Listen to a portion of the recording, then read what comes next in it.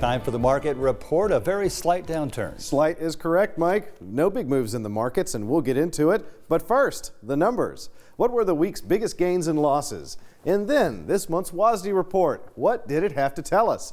And finally, we finish our conversation with extension economists Will and Josh Maples to get their thoughts on how farmers can shore up their finances. So, markets closed the week on a slight downswing. As we said, row crops getting the most of it while livestock in the green. Let's take a look. The week's biggest gain, lean hogs up a nearly 1.5 cents, a near 2% increase from the previous week. The week's biggest loss, sugar, down about 0.75 cents, an over 3.25% decrease from the previous week. So, this month's WASDE report recently dropped, a domestic and global supply and demand report released by the USDA. Didn't seem to make much of an impact on the markets per se, but it did have some interesting things to say, especially about stocks here in the U.S. Here's Bella Bingham with the details. U.S. wheat supplies lower due to less beginning stocks and production. Imports up along with feed and residual use. Season average farm price unchanged at $5.70 per bushel. Global wheat supplies down about 2 million tons on less production. Consumption is also down, as is trade. Global ending stocks slightly up, but still the lowest since 2015. U.S. corn stocks down while production up. Harvested area unchanged while total use increased. Season average farm price unchanged at $4.10 per bushel. Global corn exports down for Ukraine and Russia, up for the U.S. Imports down in China and Iran, but up for Egypt and the Philippines. Ending stocks decreased nearly 2 million tons.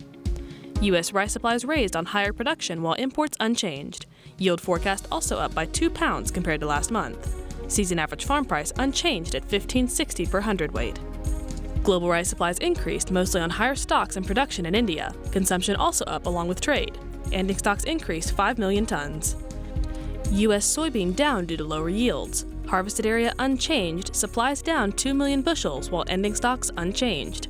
Season average farm price unchanged at $10.80 per bushel.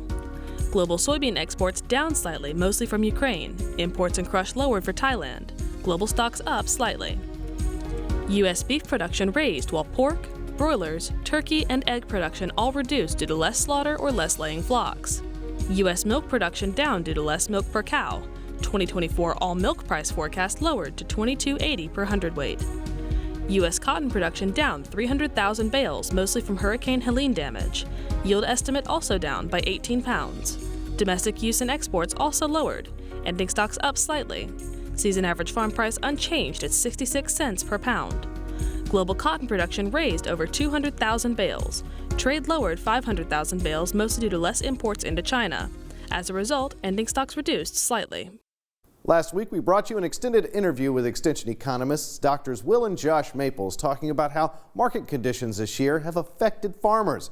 This week, we conclude that interview, starting with how weather has affected hay supplies. Yeah, drought's been the big story on the hay side. Last year especially was a huge issue. This year too, you know, we're finally getting some rain now, but we've gone through long stretches of this summer where we had very little rain. I also have heard stories of, armyworm problems. So I do think our hay production is certainly not going to be a bumper crop on the hay side, and that hurts livestock producers in terms of whenever they make that decision of how many cattle do I carry through the winter. How good their hay crop was this year is a piece of that discussion. It's like, okay, well, I have this much hay in the barn, I can carry this many cattle through the winter.